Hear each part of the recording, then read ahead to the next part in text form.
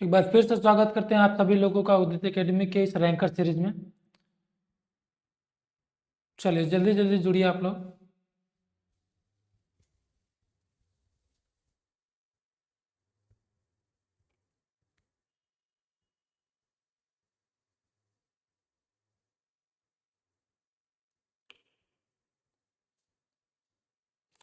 आज की इस क्लास में हम इंडोक्राइन सिस्टम के आखिरी जो है 10 प्रश्न करने वाले हैं और इसके बाद हम अगली क्लास में शुरू करेंगे अगला सिस्टम जो हमारा स्पेशल सेंसस के बारे में होगा और इसमें हम स्पेशली सबसे पहले हम आँख के बारे में पढ़ेंगे। ठीक है, तो स्पेशल सेंसस में हम आई, ईयर, टंग और नोज के बारे में स्पेशली पढ़ने वाले हैं और सबके हम 20 क्वेश्चन कराएंगे और जिसमें हमें ज़रूरत लगेगी कि नहीं इसमें ज़्यादा कराना चाहिए इसमें हम 20 से ज़्यादा भी कराएंगे। लेकिन आज का जो क्लास है इसमें एंडोक्राइन का लगभग जो है पूरा कंप्लीट हो चुका है, पूरा सिस्टम को हमने टच करने की कोशिश की है। तो इस क्लास में हम एंडोक्राइन को पूरी तरह से कंप्लीट करने वाले हैं। चलिए सभी का गुड इवनिंग, स्वागत है, हार्दिक स्वागत है। ओके, बिना समय गवाए क्लास को शुरू करते हैं। चलिए सबसे पहला आज का प्रश्न जो है वो है निगेटिव फीडबैक मैकेनिज्म किस में हेल्प करता है। चलिए निगेटिव फीडबैक मैकेनिज्म किस में हेल्प करता है? Helps in increasing hormone, regulating hormone और डिस्ट्रॉइंग ग्लैंड्स या फिर प्रोड्यूसिंग एंजाइम। हिंदी में अगर हम समझें तो ये जो हमारा नकारात्मक प्रतिस क्या है प्रतिपुष्टि प्रतिपुष्टि का कार्य क्या होता है, इसका क्या मतलब है, इसका होता क्या काम? क्या हार्मोन को बढ़ाने का काम उसका होता है? क्या हार्मोन को बढ़ाने का काम होता है? क्या हार्मोन स्तर को नियंत्रित करना इसका काम होता है? क्या ग्रंथि को नष्ट करना इसका काम होता है या फिर एंजाइम को बनाने का काम होता है?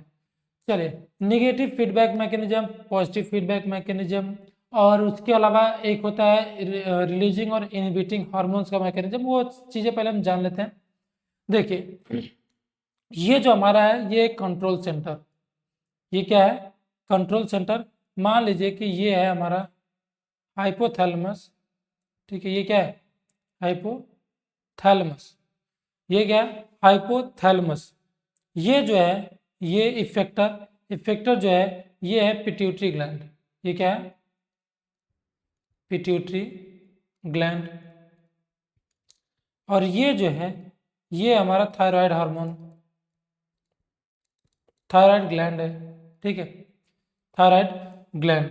अब देखिए यहाँ पे क्या है, इसमें हम समझेंगे कि कैसे जो हमारा निगेटिव फीडबैक मैकेनिज्म काम करता है। हाँ चलिए सभी का गुड इवनिंग है, जुड़ जाइए पहले फटाफट आप लोग।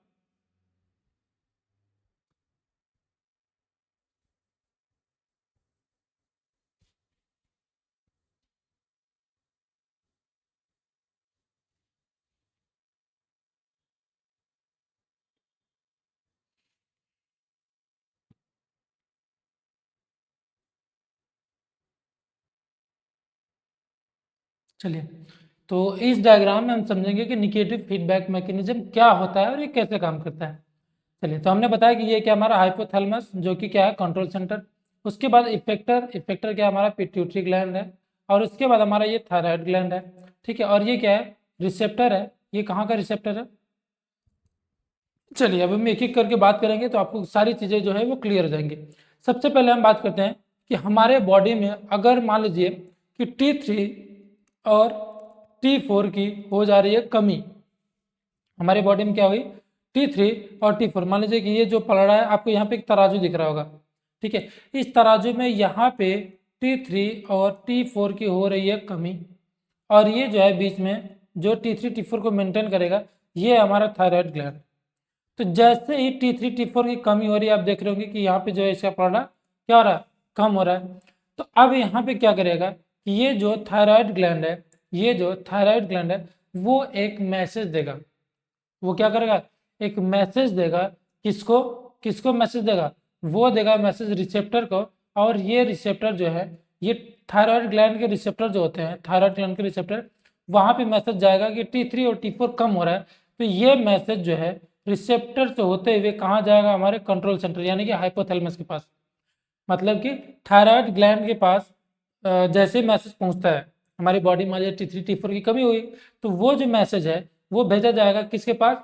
थायराइड ग्लैंड के रिसेप्टर के पास कि भाई हमारे पास कमी हो रही, तो ये जो है उस मैसेज को भेजा जाता है किसके पास, हाइपोथैलेमस के पास, कि हाइपोथैलेमस अब तुम कुछ करो, क्योंकि हमारे बॉडी में जो है, ये बॉडी जो है इसके अंदर T3 और T4 की कमी हो रही है। तो हाइपोथैलेमस क्या करता है कि ऑर्डर करता है किसको, पिट्यूटरी को। और कैसे ऑर्डर करेगा, ये जो हाइपोथैलेमस है वो रिलीज करेगा TRH। क्या रिलीज करता है ये, TRH रिलीज करेगा। ये TRH आता है जब पिट्यूटरी के ऊपर, तो पिट्यूटरी एक हार्मोन बनाना शुरू करता है जिसको हम बोलते हैं TSH, थायराइड स्टिमुलेटिंग हार्मोन। अब ये TSH जो है वो वापस किस पे आएगा, इसी थायराइड ग्लैंड पे, और यहाँ पे बनना शुरू हो जाएगा T3 और T4। तो जब T3 T4 यहाँ पे बनना शुरू होगा तो क्या होगा, धीरे धीरे ये भी पलड़ा भारी होगा, और एक समय होगा ऐसा कि जब ये दोनों बराबर हो जाएंगे। कहने का मतलब कि हमारे बॉडी में जब भी T3 T4 की कमी होगी तो ये पूरा साइकिल चलता है, उसके बाद T3 T4 बनना शुरू हो जाता है। लेकिन T3 T4 जब बनने लगेगा तो यहाँ पे बनते बनते बनते बनते ये T3 T4 जो है वो ऊपर जाने लगेगा, मतलब ज्यादा बनने लगा। अब इस बात को समझिए कि जब TSH आया तो TSH ने T3 T4 बनाना शुरू कर दिया। अब ये जो T3 T4 है बढ़ने लगा, ज्यादा बनने लगा, तो अब क्या होगा, अब ये होगा कि यही ग्लैंड मैसेज देगा किसको, रिसेप्टर को, और रिसेप्टर फिर मैसेज देगा किसको, कंट्रोल सेंटर को। अब यहाँ पे निगेटिव फीडबैक मैकेनिज्म होगा। निगेटिव का मतलब कि अब उसको रोकना है, तो फिर हाइपोथैलेमस जो है, हाइपोथैलेमस क्या करेगा कि ये TRH को कम करना शुरू कर देगा, मतलब इसका प्रोडक्शन कम करेगा, जिससे TSH का प्रोडक्शन कम होगा। और जब इसका प्रोडक्शन इन दोनों का कम होगा तो हमारे T3 और T4 का भी प्रोडक्शन कम होगा, जिससे ये जो तराजू है उसके दोनों पलड़े क्या होंगे, बराबर हो जाएंगे। मतलब कि निगेटिव फीडबैक मैकेनिज्म किसी भी हार्मोन के लेवल को मेंटेन करता है, ना कम ना ज्यादा। जैसे अगर ज्यादा होने लगेगा तो ये रोक देगा कि बस करो ज्यादा हो रहा है, फिर उसके बाद ये दोनों बराबर हो जाएंगे। और जैसे ही कम होने लगा तो उसके बाद तुरंत कहेगा कि बनाना शुरू करो, क्योंकि ये बॉडी में कम हो रहा है। तो ऐसे करके ये क्या करता है कि दोनों भी जो भी हार्मोन है उनके लेवल को क्या करता है, ये मेंटेन करके रखता है, मतलब उनको एक लेवल में कांस्टेंट करके रखता है। यही चीज कहलाती है निगेटिव फीडबैक मैकेनिज्म, कि कभी भी जो हार्मोन बनना शुरू हुआ है वो अगर ज्यादा हो रहा है तो उसको रोक देना है कि भाई बस करो, ठीक है, ज्यादा हो रहा है। और जब कम हुआ है तो पॉजिटिव फीडबैक मैकेनिज्म देना कि भाई बनाओ, कम हो रहा है। तो जब बनाने के लिए कहता है तो पॉजिटिव, और जब रोक देता है कि बस करो बहुत ज्यादा हो रहा है तो वो निगेटिव फीडबैक मैकेनिज्म है। तो ये दोनों जो फीडबैक मैकेनिज्म है ये करते क्या है, तो ये हमारे बॉडी में क्या करते हैं, ये हॉर्मोन्स के लेवल को रेगुलेट करते हैं और एक बराबर लेवल पे लाके इसको रोक देते हैं, ना ज्यादा ना कम। तो यहाँ पे कह रहा है कि इंक्रीजिंग हार्मोन नहीं, अगर यहाँ पे डिक्रीजिंग हार्मोन होता तो शायद हम उसको सही लगाते, लेकिन अगर ये ऑप्शन नहीं होता तब। लेकिन यहाँ पे ये कह रहा है कि क्या रेगुलेट करता है हार्मोन्स के लेवल को, बिल्कुल सही बात है कि ये हार्मोन्स के लेवल को रेगुलेट करता है। रेगुलेट करने का मतलब क्या है कि कितना हमें चाहिए उतना ही चाहिए, उससे ज्यादा होगा तो हो सकता है उसका कुछ नुकसान हो जाए हमारी बॉडी में। T3 T4 ज्यादा होगा तो हाइपोथायरॉयडिज्म वाली कंडीशन होगी। तो यहाँ पे क्या करता है, ये निगेटिव फीडबैक मैकेनिज्म देके उसको मना करता है कि भाई बस करो, अब हमें इससे ज्यादा हार्मोन नहीं चाहिए। तो ये क्या कर रहा है, रेगुलेट कर रहा है हार्मोन्स के लेवल को, ठीक है। बाकी के यहाँ पे तीन ऑप्शन जो है वो गलत हो जाएंगे, ऑप्शन बी हमारा करेक्ट आंसर हो जाएगा, बाकी के तीन ऑप्शन यहाँ पे गलत। तो ये क्या कर रहा है, हार्मोन स्तर को नियंत्रित करने का काम होता है किसका, निगेटिव फीडबैक मैकेनिज्म का, ठीक है। चलिए अगले प्रश्न की तरफ हम बढ़ते हैं। बोल रहा है कि कौन सा हार्मोन जो है, which hormone regulates basal metabolic rate, यानी कि मेटाबॉलिज्म को कौन रेगुलेट करता है। चलिए अब मेटाबॉलिज्म, या फिर इसको हम बोल सकते हैं कि बेसल मेटाबॉलिक रेट, इसका मतलब ये है कि हम जितना खा रहे हैं, हम खाना जितना ले रहे हैं या फिर कुछ भी चीज़ हम ले रहे हैं उसमें कितनी एनर्जी बन रही है और पूरे खाना को पचाने में कितनी एनर्जी कंज्यूम हो रही है। देखिए सपोज करिए हमने खाना लिया, वो जो खाना हमारे पेट में गया जब उसको पचाना होगा तो पचाने के लिए कुछ तो एनर्जी चाहिए। हमारी आंतें हैं वो काम कर रही हैं, हमारा लीवर काम कर रहा है, तो सबको काम करने के लिए जो एनर्जी खर्च हो रही है और हम कितना ले रहे हैं उसी को हम बोलते हैं बेसल मेटाबॉलिक रेट। और इसको मेंटेन करने वाला जो हार्मोन होता है वो वही हार्मोन होता है जिसका हमने यूज बताया था कि ये क्या करता है, हमारे मेटाबॉलिज्म को मेंटेन करके रखता है। तो ये हार्मोन का नाम है थायरॉक्सिन, ठीक है, T4। और वैसे T3 और T4 दोनों मिलके क्या करते हैं, हमारे मेटाबॉलिज्म को मेंटेन करते हैं, या फिर हम बोल सकते हैं कि रेगुलेट करते हैं किसको, बेसल मेटाबॉलिक रेट को। ठीक है, तो यहाँ पे भी ऑप्शन बी जो है वो थायरॉक्सिन हार्मोन सही हो जाएगा। बाकी इंसुलिन का काम होता है किसको रेगुलेट करना, ग्लूकोज को, ये ग्लूकोज को रेगुलेट करता है। जीएच जो है वो ग्रोथ है, ग्रोथ के लिए रिस्पॉन्सिबल है। और जो हमारा एसीटीएच है ये एड्रिनल हार्मोन के लिए रिस्पॉन्सिबल है, किसके लिए, एड्रिनल हार्मोन के लिए। तो यहाँ पे राइट आंसर जो ऑप्शन बी हो जाएगा, बाकी के 3 ऑप्शन हो जाएंगे गलत। चलिए अगले प्रश्न की तरफ हम बढ़ते हैं। पूछ रहा है कि पीनियल ग्लैंड डीजनरेट हो जाता है किस कंडीशन में, पीनियल ग्लैंड डीजनरेट हो जाता है कैसी कंडीशन में। और हिंदी में पीनियल ग्रंथि उम्र के साथ, चलिए यहाँ पे 2 प्रश्न हो गए, हिंदी अलग हो गया, अंग्रेजी अलग हो गया। चलिए हम दोनों को समझा दे रहे हैं, यहाँ पे 2 प्रश्न आपका सॉल्व भी हो जाएगा। पहला जो हमारा अंग्रेजी में है वो पूछ रहा है कि जो पीनियल ग्लैंड होता है हमारे शरीर में, पीनियल ग्लैंड जो होता है जो किसके लिए रिस्पॉन्सिबल होता है, सर्काडियन रिदम के लिए, हमारे स्लीप साइकिल के लिए, कब सोना है कब उठना है। लेकिन हमारे अंदर नहीं, किसके अंदर, छोटे बच्चों के अंदर। क्योंकि उम्र के साथ साथ ये क्या हो जाता है, खराब हो जाता है। खराब होने का मतलब ये धीरे धीरे ये खत्म हो जाता है, हमारे शरीर में इसका कोई काम नहीं रहता है। तो चलिए अब ऑप्शन में ये दिया है कि ये प्रश्न पूछ रहा है कि पीनियल ग्लैंड जो है वो डिजनरेट हो जाता है, कब खराब हो जाता है, किसके साथ, किस अवस्था में ये खराब हो जाता है।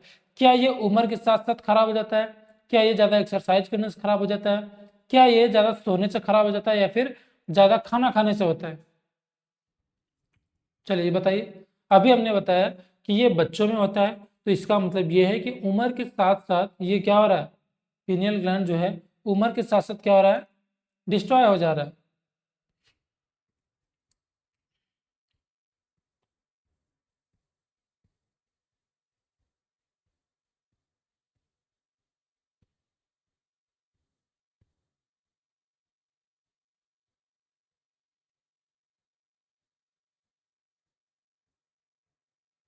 चलिए ये उम्र के साथ साथ क्या होता है, डिस्ट्रॉय हो जाता है, डिजनरेट होने लगता है। तो ऑप्शन ए है जो हमारा सही आंसर हो जाएगा, बाकी के 3 ऑप्शन गलत। क्योंकि एक्सरसाइज से कभी भी कोई ग्लैंड खराब नहीं होती है, स्लिप से ये खराब नहीं होगी, और इसका काम ही होता है स्लिप साइकिल को मेंटेन करना। तो जब ये सोने को मेंटेन करे तो सोने से खराब थोड़ी होगी। बाकी खाने पीने से पीनियल ग्लैंड का कोई इतना खास इफेक्ट नहीं पड़ता, क्योंकि ये बचपन की चीज़ है और बचपन में तो हमारे माँ बाप खिलाते हैं, तो वो अच्छी चीज़ें खिलाते हैं।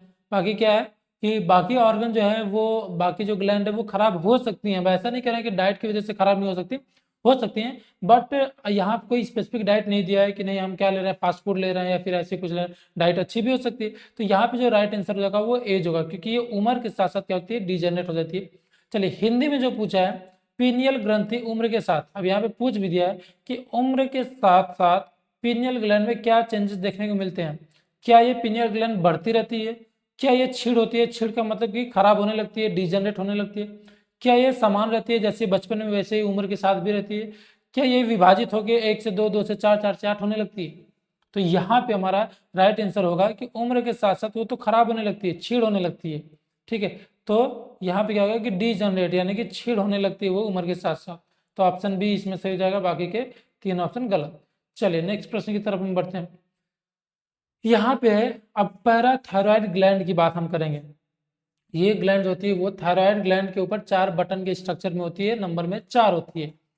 पैराथायरॉयड जो ग्लैंड होती है उससे बनता है हार्मोन पैराथायरॉयड। ठीक है, पैराथॉर्मोन उसको हम बोल सकते हैं, या फिर पैराथायरॉयडिज्म बोल सॉरी पैराथायरॉयड हार्मोन बोल सकते हैं, या फिर पैराथॉर्मोन बोल सकते हैं।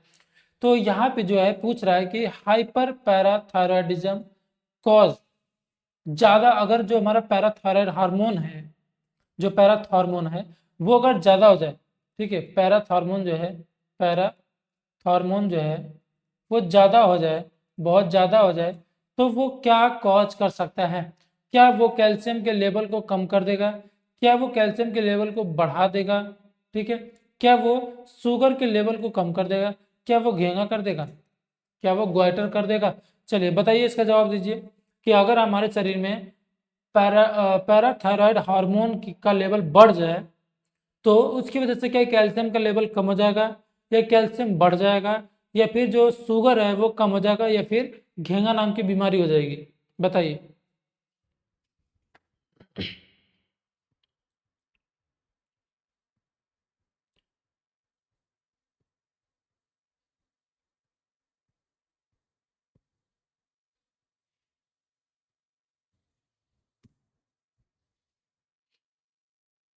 चलिए देखिए हमने बताया था कि जो हमारा थायराइड ग्लैंड होता है, थायराइड थायराइड इसमें हमने बताया था कि दो सेल होती है, एक होता है फॉलिकुलर सेल, क्या होती है फॉलिकुलर सेल, एक होती है पैरा फॉलिकुलर सेल। ठीक है, पैरा फॉलिकुलर सेल, फॉलिकुलर से बनता है T3 और T4, इसकी बात हम कई बार कर चुके हैं। पैरा फॉलिकुलर से बनता है एक हार्मोन जिसका नाम है कैल्सिटोनिन। क्या बनता है कैल्सिटोनिन। और ये जो कैल्सिटोनिन है ये ब्लड में कैल्शियम का लेवल कम करती है। ब्लड में कैल्शियम का लेवल कम करने का मतलब क्या है कि ये ब्लड के अंदर से सारा कैल्शियम उठा उठा के किसके अंदर दे देती है, बोन के अंदर दे देती है, और कुछ कैल्शियम को क्या करती है बॉडी के बाहर निकाल देती है। ठीक है, एक्सक्रीट आउट कर देती है, एक्सक्रीट आउट यानी कि बॉडी के बाहर निकाल देती है। उसके अलावा जो है ये हम जो खा रहे हैं कैल्शियम रिच डाइट, उससे उसको एब्जॉर्प्शन को रोक देती है कि भाई बस करो हमें कैल्शियम नहीं चाहिए। तो ये हार्मोन ने तो क्या किया कि ब्लड में कैल्शियम के लेवल को कम कर दिया। देखिए जब भी हम बात करते हैं कि हाइपर या फिर लो कैल्शियम हाई कैल्शियम, तो यहाँ पे अगर ब्लड बोन ऐसा कुछ स्पेसिफिक टर्म नहीं दिया है तो इसका मतलब ये है ब्लड में पूछ रहा है कि ब्लड के अंदर कैल्शियम का लेवल ज़्यादा हो जाएगा या कम हो जाएगा, ये चीज़ पूछ रहा है। ठीक है, तो यहाँ पे आपको बिल्कुल कंफ्यूज नहीं होना, ये पूछ रहा है कि जो हमारा पैराथायराइड हार्मोन है ये जब बढ़ जाए, तो यहाँ पे तो हमने बता दिया कैल्सिटोनिन जब बढ़ता है तो ब्लड का जो है ब्लड के अंदर कैल्शियम लेवल कम हो जाएगा। लेकिन वही जो हमारा पैराथायराइड हार्मोन ग्लैंड होता है, पैराथायराइड ग्लैंड, ये जब इसका हार्मोन बढ़ता है तो ये ब्लड में कैल्शियम लेवल को बढ़ा देता है। जब ये बढ़ेगा तो कैल्शियम लेवल भी क्या होता है बढ़ जाता है। ठीक है, क्योंकि ये जो पैराथार्मोन होता है वो कैल्सिटोनिन का जस्ट उल्टा होता है। पैराथायराइड जो होता है वो कैल्सिटोनिन का जस्ट उल्टा होता है। कैल्सिटोनिन ब्लड में कैल्शियम को कम करता है, वही पैराथार्मोन ब्लड में कैल्शियम को बढ़ाता है, जिससे ये दोनों मिलकर क्या करते हैं कि ब्लड में कैल्शियम के लेवल को मेंटेन करते हैं। अगर ज़्यादा होगा तो कैल्सिटोनिन उठा उठा के बोन के अंदर डाल देगा, और जब कम होगा तो ये जो पैराथार्मोन है वो बोन से निकाल के ब्लड में क्या करेगा उसको मेंटेन करेगा। और ऐसा इसलिए जरूरी है क्योंकि जब हमारे बॉडी में कैल्शियम की कमी हो जाती है, बहुत ज़्यादा कमी हो जाती है, तो एक बीमारी होती है जिसको हम बोलते हैं टिटेनस। ठीक है, तो ये बीमारी किसकी वजह से होती है, जब ये पैराथार्मोन कम हो जाता है, जो हमारा पैराथायराइड ग्लैंड है उसका फंक्शन कम हो जाता है, तो उसकी वजह से कैल्शियम कम होगा, और जब कैल्शियम कम होता है तो उसकी वजह से एक बीमारी होती है जिसको हम बोलते हैं टिटेनी। तो यहाँ पे अगर ये पैराथार्मोन बहुत ज़्यादा हो गया, हाइपर हो गया है, ठीक है हाइपर का मतलब ज़्यादा, तो पूछ रहा है कि क्या होगा, लो कैल्शियम तो होगा नहीं, क्योंकि जब कैल्सिटोनिन अगर हमारा ज़्यादा होगा तो कैल्शियम क्या होगा कम हो जाएगा। लेकिन यहाँ पे पैराथार्मोन जो है वो ज़्यादा हो रहा है तो हमारा कैल्शियम भी क्या हो जाएगा बढ़ जाएगा। तो यहाँ पे हाई कैल्शियम आंसर जो है वो सही हो जाएगा, बाकी के तीन ऑप्शन हो जाएंगे गलत। चलिए बात समझ में, तो कैल्शियम का लेवल क्या हो जाएगा ज़्यादा। अगले प्रश्न की तरफ हम बढ़ते हैं। ये पूछ रहा है हाइपोपैराथायरॉयडिज्म लीड्स टू, मतलब हाइपो का मतलब क्या हुआ कमी हो गई, किसकी किसकी कमी हो गई, पैराथार्मोन की, पैराथार्मोन की कमी हो गई। अब हमने बताया कि पैराथार्मोन कैल्शियम के लेवल को बढ़ा के रखता है, और जब ये खुद कम होने लगा, पैराथार्मोन कम होने लगा, तो कैल्शियम का लेवल भी क्या होगा कम होगा। और कैल्शियम के लेवल के कम होने से एक बीमारी होती है जिसका नाम क्या ग्वाइटर है, नहीं ग्वाइटर तो आयोडीन की कमी से होता है। क्या वो डायबिटीज है, नहीं डायबिटीज तो शुगर के बढ़ जाने से होता है। क्या वो कुशिंग है, नहीं कुशिंग के अंदर क्या होता है कि जो हमारा कॉर्टिसोल है, कॉर्टिसोल उसकी मात्रा जो है वो बढ़ जाती है। टिटेनी के अंदर क्या होता है कैल्शियम का लेवल बहुत ज़्यादा कम हो जाता है। तो पहला ऑप्शन हमारा जो है टिटनस, वो ऑप्शन जो है सही हो जाएगा, बाकी के तीन ऑप्शन यहाँ पे गलत हो जाएंगे। चलिए अगले प्रश्न की तरफ हम बढ़ते हैं। Epinephrine is another name of, चलिए यहाँ पे पूछ रहा है कि एपिनेफ्रिन जो है इसका दूसरा नाम क्या है। क्या इसका दूसरा नाम कॉर्टिसोल है, क्या इसका दूसरा नाम एड्रेनलिन है, क्या इसका दूसरा नाम इंसुलिन है, या फिर ग्रोथ हार्मोन है, बताइए। हमने ये भी आपको बता रखा है, इसका दूसरा नाम पूछ रहा है कि इसका दूसरा नाम क्या है।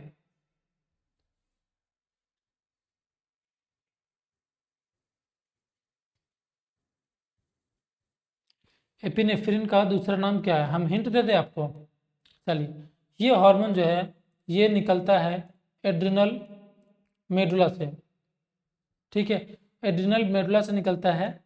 और उसके अलावा हम बता दें तो इसका काम होता है सिंपैथेटिक एक्टिवेशन, सिंपैथेटिक एक्टिवेशन यानी कि फाइट और फ्लाइट, ठीक है। एपिनेफ्रिन और नॉर एपिनेफ्रिन जैसे दो हार्मोन निकलते हैं और इनका दूसरा नाम पूछ रहा है। क्या ये इनका दूसरा नाम जीएच है? नहीं। क्या इनका नाम इंसुलिन है? नहीं। क्या इनका नाम एड्रेनलिन है? बिल्कुल है। इनका नाम क्या है? एड्रेनलिन। एड्रेनलिन और नॉर एड्रेनलिन नाम के दो हार्मोन होते हैं जिनको हम एपिनेफ्रिन और नॉर एपिनेफ्रिन के नाम से भी जानते हैं। और यहाँ पे कॉर्टिसोल नहीं होगा। कॉर्टिसोल क्या है? शुगर, शुगर हार्मोन इसको हम बोलते हैं। तो यहाँ पे जो है राइट आंसर हमारा ऑप्शन बी हो जाएगा। Option B right answer. बाकी के तीन ऑप्शन जो हो जाएंगे यहाँ पे गलत हो जाएंगे। चलिए अगले प्रश्न की तरफ बढ़ते हैं हम। हार्मोन्स और केमिकली पूछ रहा है कि जो हार्मोन्स होते हैं वो रासायनिक रूप से क्या क्या हो सकते हैं। मतलब कि एक हार्मोन जो होता है वो किस किस चीजों से, किस किस कंपोनेंट से मिलके बना हुआ है। क्या वो सिर्फ प्रोटीन से मिलके बना है?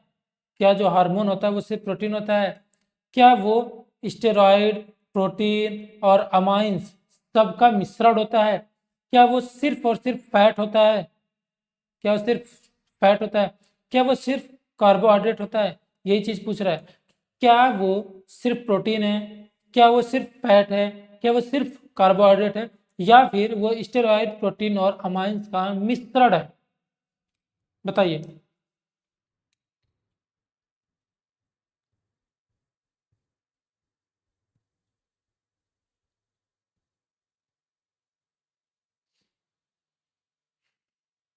देखिए हार्मोन जो होता है ना वो किसी सिंगल केमिकल से मिलके नहीं बना है, वो किसी सिंगल कंपोनेंट से मिलके नहीं बना। उसमें ग्रुप ऑफ कंपोनेंट्स होते हैं, उसमें स्टेरॉइड भी होता है, उसमें प्रोटीन्स भी होते हैं और कुछ अमाइंस भी होते हैं। तो यहाँ पे जो ऑप्शन बी है हमारा वो करेक्ट आंसर हो जाएगा, क्योंकि ये जो हार्मोन्स है वो कभी भी किसी सिंगल कंपोनेंट से मिलके नहीं बनता, इसमें ग्रुप ऑफ कंपोनेंट्स होते हैं। तो बाकी तीन ऑप्शन गलत हो जाएंगे, जो हमारा राइट आंसर है वो ऑप्शन बी होगा। चलिए